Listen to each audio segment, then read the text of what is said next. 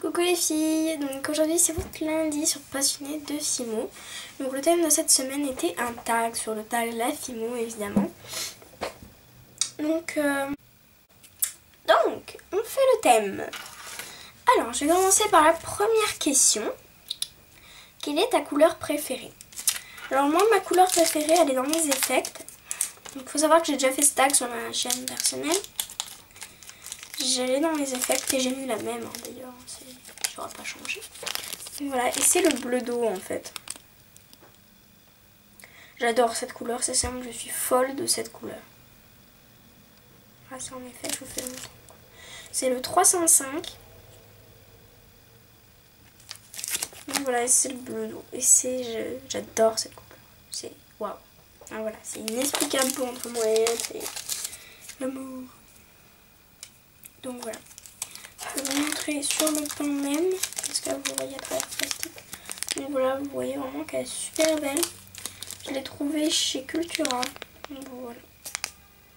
Je l'adore. Donc voilà. J'adore après tant de couleurs. J'adore le rosé en 205. Enfin bref.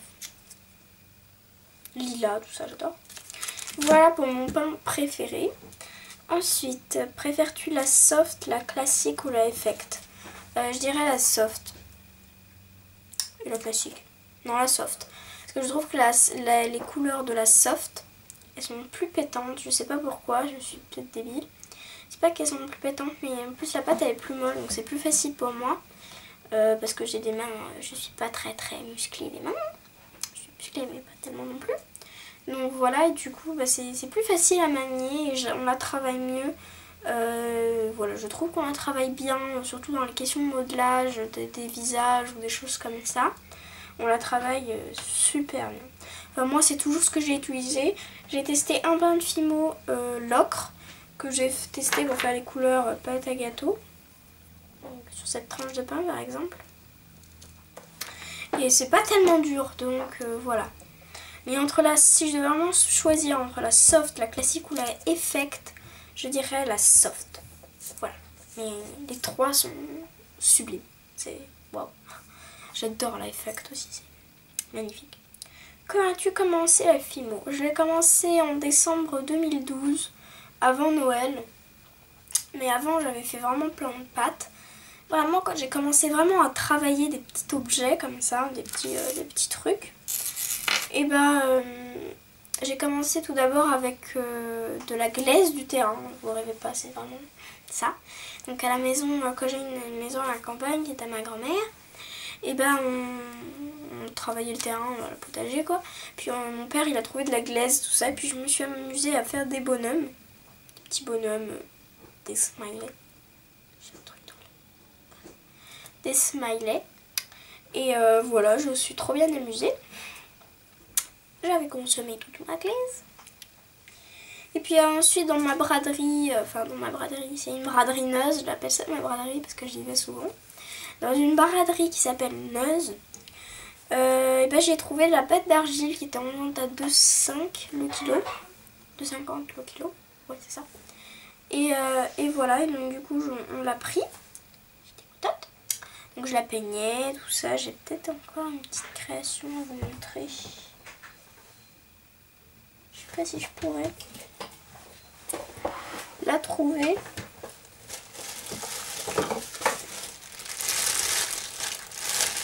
Non, je l'ai plus. Oh, c'est nul ça. Ah, voilà. Attendez. Petit pitou. Donc voilà, donc par exemple sur mon présentoir, la petite gaufre était faite avec cette pâte. Donc la petite gaufre qui se trouve là. Donc j'ai gardé parce que je l'aime beaucoup. C'est une de mes premières gaufres, voilà. Qui est restée une gaufre que j'ai toujours adorée. Donc voilà, je l'ai peint avec à la peinture en faisant l'effet cuit. Là. Est-ce que je peux vous montrer pour l'instant? Oui, voilà. Mais voilà de retour, je suis désolée franchement. Ensuite, j'ai fait une autre pâte qui était La Giotto, je l'ai toujours, mais je ne l'ai pas fini. Une fois, j'avais fini ma pâte d'argile. 1 kilo de pâte d'argile. Et bah, je me suis mis à cette pâte qui est une pâte assez connue quand même. Hein. Donc là, j'ai la flemme pour faire du sachet. Parce que genre le nœud, c'est un nœud qui n'arrive jamais à les faire. Donc voilà, c'est la Giotto Plastirop. Que je peignais et qui est toute blanche. Et du coup c'est plutôt cool. Voilà, et si je peux vous trouver un truc que j'ai fait avec.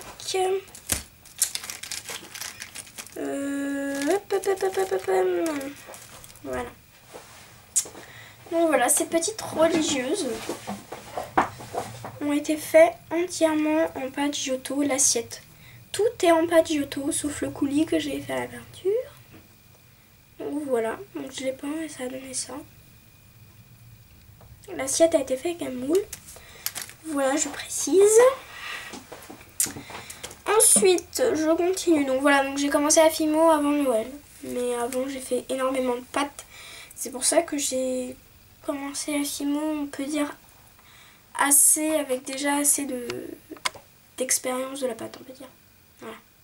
Je commençais pas vraiment à tripoter une pâte. J'avais déjà fait un peu. Donc voilà. Que sais-tu le mieux faire en Fimo? Bah moi c'est la nourriture. Donc voilà, je sais pas qu'est-ce que je peux vous montrer. Donc les cupcakes, tout ce qui est gourmandise. Voilà les cupcakes, les macarons, les sucres d'orge. Puis après c'est tout ce qui est nourriture, gourmandise. Ah oui, aussi je vais vous montrer les plateaux repas par exemple. Donc ça je les ai fait entièrement toute seule.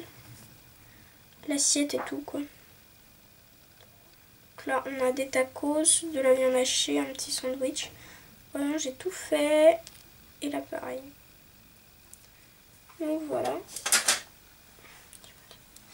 Ensuite, ce que je sais bien faire, enfin, mieux faire on va dire, c'est les personnages. Donc là on a Puka et puis on a Mario. Donc voilà, c'est plutôt ma spécialité. C'est ces deux choses là, donc tout ce qui est nourriture et personnages. Après tout ce qui est genre mobilier, je suis plus trop vaisselle, j'ai du mal. Quelle est ta création préférée? Donc, les créations préférées, j'en ai plein. Mais j'en ai une qui a vraiment un gros coup de cœur, je sais pas pourquoi.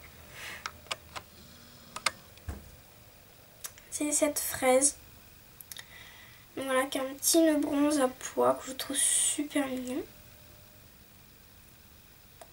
Elle a une petite breloque cheval, la fraise.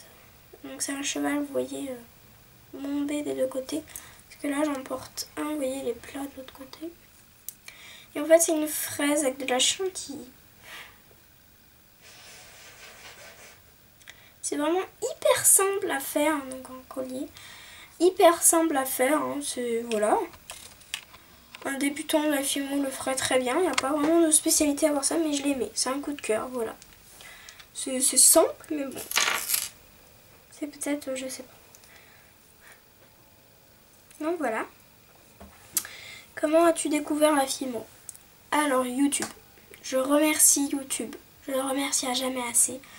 Je cherchais des tutos, des idées pour faire des trucs avec ma pâte Giotto et puis ma pâte argile. Puis j'ai découvert que toutes les filles faisaient de la Fimo.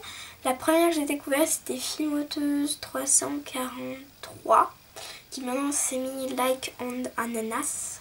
Donc voilà, donc je la suis toujours. Voilà, je suis fan. C'est ma première youtubeuse que j'ai vue. C'est la première vidéo de Fimo que j'ai vue sur YouTube. Et bah, je suis toujours restée fidèle à elle. Elle fait plus de la Fimo maintenant. Enfin, elle fait plus une chaîne de Fimo. Elle fait une chaîne de beauté maintenant. Et donc voilà, c'est grâce à YouTube que j'ai découvert ça. Puis après, j'ai insisté pour pouvoir avoir de la Fimo. parce que c'était un peu toxique, ils avaient peur de ça mes parents. Et puis je finis par y arriver dans mon combat. Alors, que pensent tes amis de tes créations? Bah, ils les trouvent bien, jolies. Généralement, je les montre pas beaucoup à mes amis, je m'étale pas, on va dire. Donc voilà, mais sinon, ce qu'ils disent en fait quand ils les voient, ils disent que c'est mignon, que c'est fait comment, des choses comme ça, enfin voilà. Enfin, voilà, tout simplement. La Fimo, elle est pas beaucoup connue à mes amis en fait. Voilà quoi. Et du coup, quand je montre ça, ils disent ah, c'est trop mignon, ça fait comment. Enfin voilà, et donc voilà. Ils m'ont dit c'est moi qui les a fait. Enfin bref. Voilà. Donc c'est pas trop connu à mes amis, Fimo. Donc c'est pour ça que je leur dis ah, c'est facile. Enfin bref. Un tuto prochainement. Je sais pas parce que je suis pas sur ma chaîne hein, évidemment. Je suis sur la chaîne d'une collab. Hein. Donc voilà, donc je sais pas, ça dépend si la directrice de la collab va nous faire un tuto, sur des thèmes ou nous imposer des tutos à faire. Je sais pas. Quel tuto, peut-être qu'elle va avoir encore des idées tutos. La dernière fois j'avais fait la classe, donc si vous voulez, vous pouvez aller voir. Ensuite, un petit mot de plus sur la Fimo. Oui. Alors, qu'est-ce que je dirais de plus sur la Fimo? Je dirais que la Fimo, c'est vraiment bien. Parce qu'on peut tout miniaturiser, en fait. Et c'est ça que j'adore dans la Fimo. C'est que vous pouvez miniaturiser tout. Genre, si vous avez du temps et que vous pouvez bien travailler, vous pouvez miniaturiser donc plein de choses. Voilà, vous pouvez faire vraiment inventer des choses selon votre idée, tout ça. Puis le domaine de la Fimo était un domaine super beau à voir et mignon. Parce qu'il y a les petites breloques, il y a toutes ces choses-là, des petites décorations Fimo qu'on découvre qui sont super jolies à voir. Dans les salons et tout ça. Après, on dit aussi que la Fimo revient cher. C'est vrai, ça revient cher parce que c'est à peu près dans les alentours de 2 € des fois le paquet. Souvent, mais 2,50 €. Et ça revient cher, mais si on la vend pas. Parce qu'il faut acheter des boucles d'oreilles, des anneaux, nanana, nanana, on va avoir pas mal de matériel. C'est vrai que ça revient cher si on ne la vend pas. Donc voilà, mais vous pouvez très bien ouvrir une petite boutique sur Alip Market et puis vendre vos petits trucs. Ou faire des brocantes. Hein. Donc voilà, pour pouvoir vous faire vos petites choses. Donc voilà ce que je dis. Donc vraiment la Fimo, je pense que c'est bien, même pour les garçons. Parce que c'est vrai que bah, il n'y a pas que les filles qui sont obligées de faire les Fimo. Hein. Voilà. Ce que j'allais dire de plus. Et question 10. J'ai plus dit les chiffres, j'ai oublié. Une personne à taguer. Alors moi, une personne à taguer, j'en ai aucune. C'est vous que je tag, vous tous. Voilà, faites le tag. Les questions seront en barre d'infos si j'oublie pas. Donc voilà, faites le tag. Vous verrez que c'est super bien à faire. C'est un tag super bien. Voilà, je vous tag tous. Voilà. Tous ceux qui regardent la vidéo, vous avez intérêt à le faire. Donc voilà, ça se termine comme ça. Moi, je me suis bien amusée. Je me suis pas amusée, non. Donc voilà, désolée pour ma tête complètement défraîchie, toute pourrie, ma voix qui était pas terrible. Parce que je suis malade. Oui. Donc voilà, rien ne va. Donc voilà, moi je vous fais plein de bisous.